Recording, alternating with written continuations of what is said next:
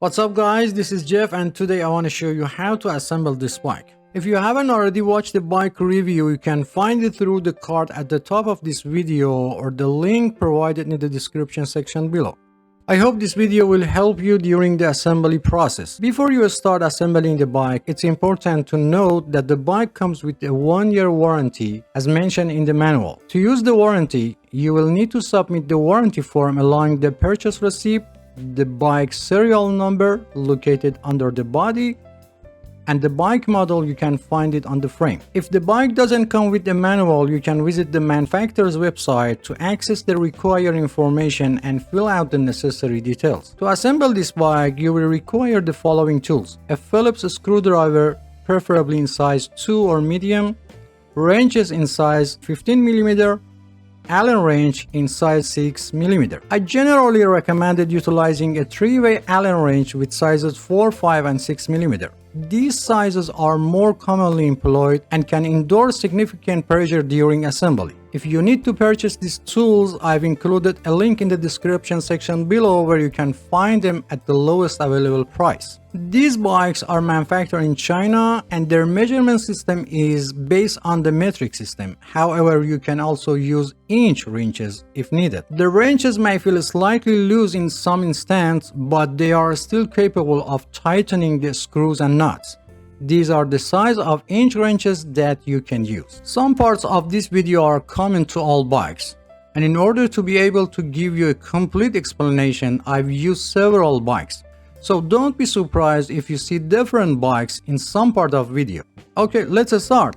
First, check the box completely to make sure there is no any damage. If the box appears to be damaged when opening it, make sure the bike parts are not damaged in the damaged area of the box. Avoid tearing the box completely when removing the bike. Why?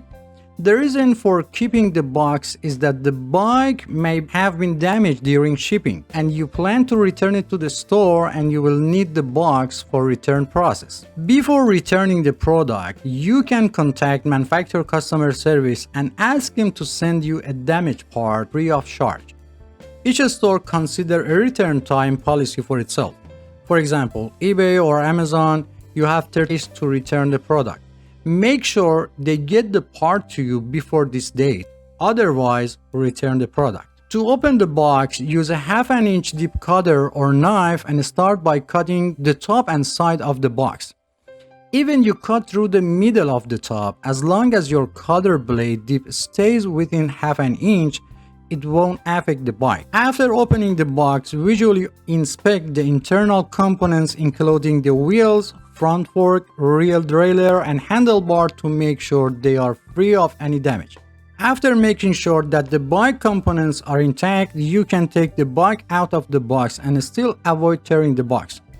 To safely remove the bike, it's recommended to bend your knees slightly and place the box vertically and start taking the bike out in a slow and controlled manner. Pay attention to your posture. Do not put in too much pressure on your back to avoid muscle cramp. After removing the bike from the box, do not forget to check the inside of the box completely and do not throw away until you finish assembling the bike. Many times it happened that a small screw or nut was still hidden inside the box, even under the flaps.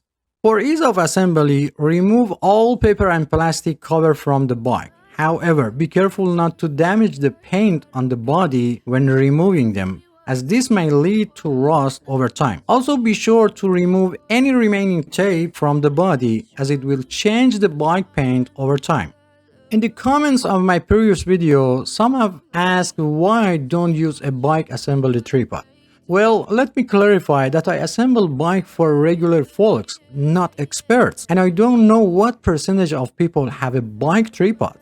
Someone else suggested that I should install the bike seat and handlebar first, and then turn the bike upside down to install the front wheel. Dear friends, you have the freedom to choose any assembly method you prefer. There is no limitation. However, with your approach, you would need to readjust the seat and handlebar setting once the bike is returning to its upright position. I would appreciate your comments on this matter, as it would be helpful to determine which method is easier overall. Let's start to assemble training wheels. Remove the rear axle nut and washer if present. Place the metal part under the screw that has a protrusion toward the back and place the training wheel on the axle and then install the washer and head nut. And at the end of the bike assembly, readjust them if needed. Some people ask about should the training wheels be in full contact with the ground or should there be a certain distance between the training wheels and the ground. Training wheels, also known as balance assist wheels, are designed to help children learn how to balance while riding a bike in the early stages. If the training wheels are set to completely touch the ground, children may not understand concept of balance. On the other hand, if the wheels are too far off the ground, children will always think they are falling. The recommended clearance for each training wheel is approximately half a centimeter, or one wheel is in contact with the ground and the other wheel should be about 1.5 centimeter above the ground. Training wheels without adjustable setting usually comes with this present distance when installed.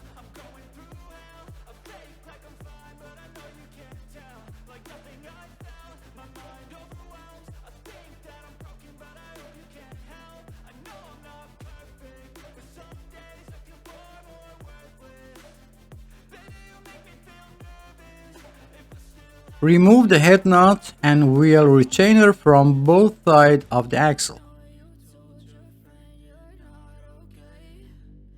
Check the tire and if available, find a direction of rotation of the tire.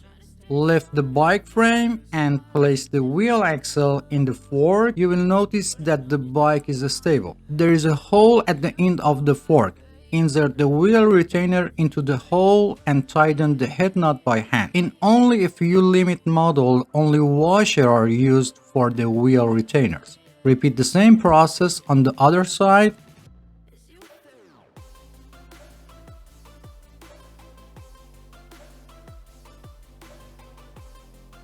Now align the wheel in the center of the fork and slightly tighten the head nut on the one side. Tighten the nut slightly on the other side and finally tighten the head nut on each side completely. And don't forget to check the alignment of the wheel during the process.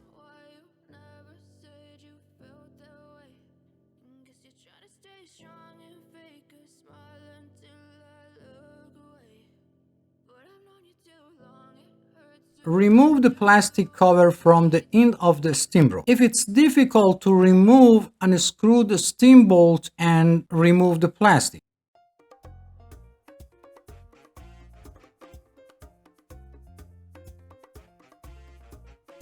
Place your finger on the steam bolt and insert it into the head tube. If it doesn't fit, loosen the steam bolt a little and try it again. The height of the handle is adjusted. You can increase the height by half the length of the steam rope. Look for a specific mark or color on the bar to indicate the maximum height. For safety, the mark on the road must be inside the tube. Align the tire with the handlebar and tighten the screw on the stem to secure the handlebar in place. To install the pedals, find the right side of the pedal by checking the letters R or L labeled on the pedals. If there is no label, look for engraved letters on the bottom of the metal part. If the chain has came off the sun wheel or sprocket, reinstall it by placing it on the sprocket with your thumb and turning the pedal once.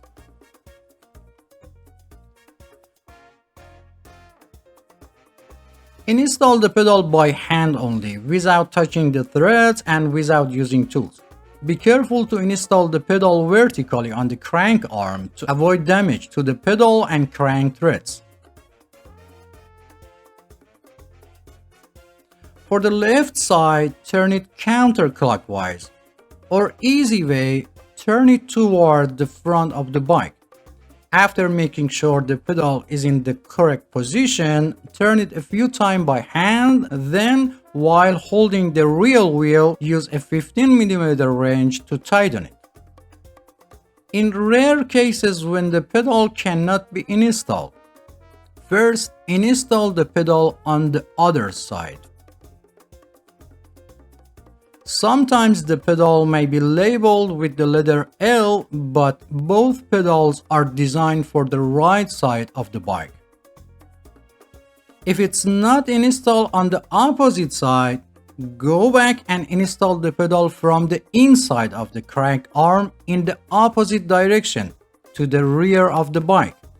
This is done when the pedal or crank thread is damaged, and reversing the installation direction will help rebuild the thread paths for proper installation. Also, if the pedal installed in this position, then you know you have selected the right pedal.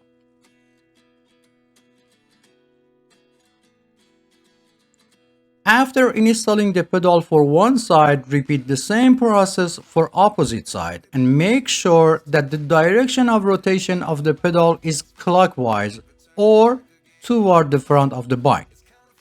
It doesn't matter if it's right or left, always install them toward the front of the bike. If your wrench gets stuck after tightening the pedal, to remove, push the wrench toward the outside of the crank arm and release it at the same time.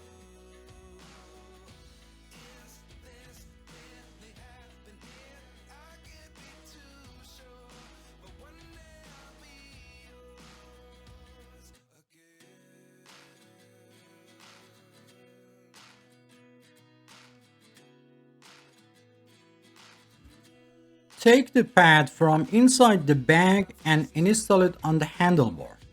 Open the two zipper of the front bag, place the bag on the upper or lower handlebar and close the zipper.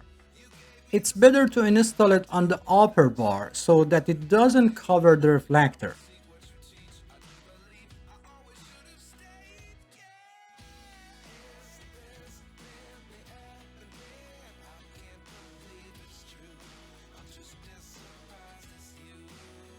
If the seat reflector is loose, use a Phillips screwdriver to tighten the reflector screw until it cannot move. Make sure the reflector is level and positioned correctly, and be sure not to over-tighten the screw as it might break the reflector. I recommended installing the reflector close to the seat lock after adjusting the seat height. Note that I'm mounting the reflector close to the seat for minimal height. Open the quick release seat post lever and place the seat post in the desired position. While holding the quick release seat post nut with one hand, turn the quick release seat post lever a few times with the other hand until it feels tight. Close the quick release seat post lever regardless of height and direction of the seat and test the movement of the seat. If the seat still moves, open the quick release seat post lever. While holding the quick nut, rotate the lever one full turn and test again. Repeat this step until the seat stops moving. After the seat is secure, open the quick release seat post lever and adjust the height and direction of the seat and close the quick release seat post lever.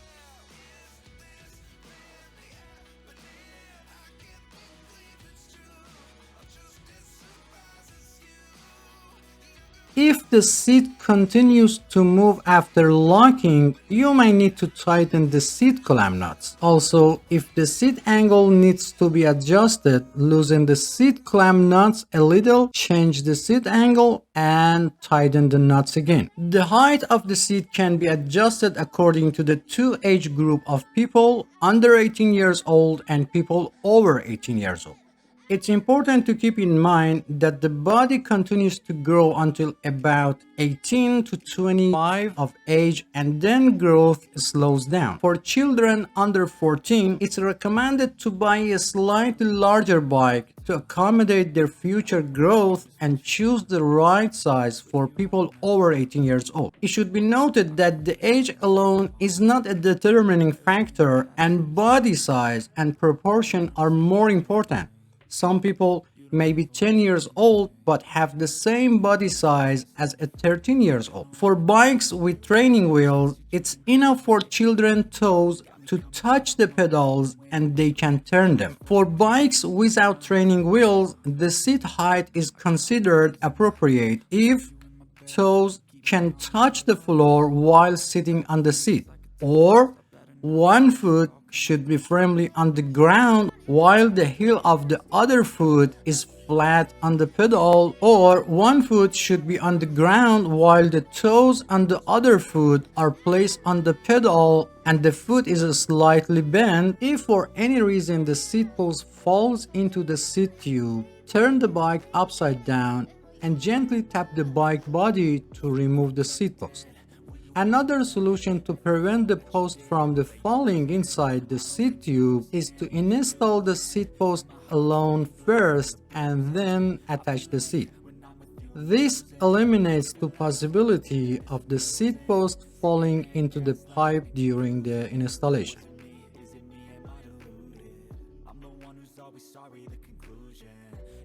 If the bike has streamers, simply insert them into the handlebar hole and press them by hand, and make sure the streamers are installed in place and won't come off.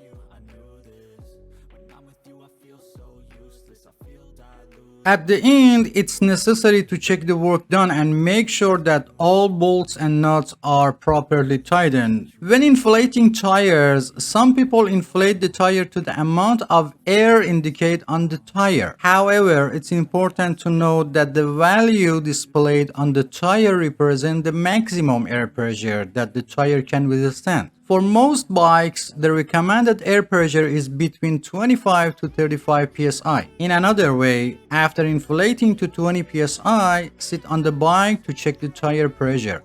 If the tire is not fully inflated, increase the amount of the air. Remember, the weight of the cyclist determines the amount of the tire inflation. To inflate the tire, first remove the valve cap and then put the air pump head on it. Sometimes this is difficult because by pressing the tube valve, the valve goes inside. If the tire is slightly inflated, first deflate it completely. Press your thumb on the back of the valve and place the air pump head on it. Inflate the tire halfway and make sure the tire is still on the rim. If part of tire pops out, release some air pressure, put the pops out area back inside the rim and reinflate it again.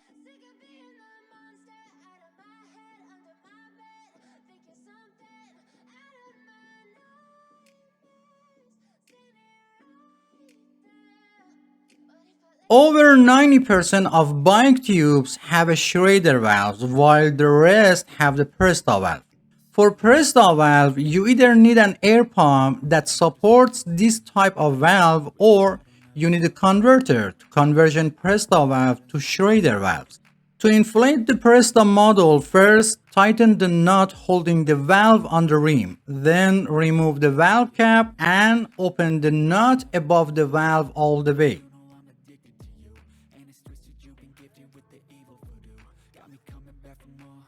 Install the converter on it and inflate it like Schrader valve.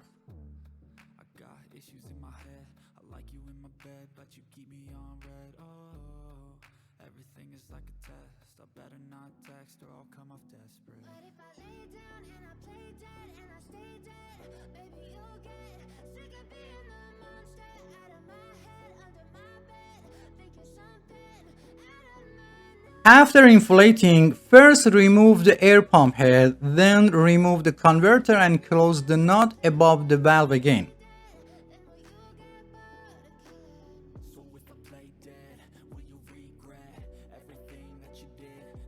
And finally, put the cap on the valve.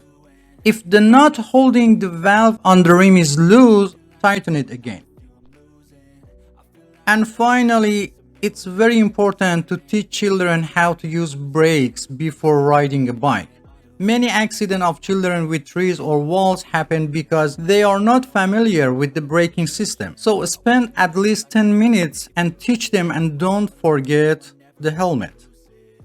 If you have any question, please provide specific details or timestamp from the video so I can better understand your question and provide faster help. If you enjoy the content, please subscribe to the channel for support me and turn on all notifications to be the first to know about new videos. Feel free to visit other parts of the channel. Thanks for watching and don't forget to hit the like button. Until next video.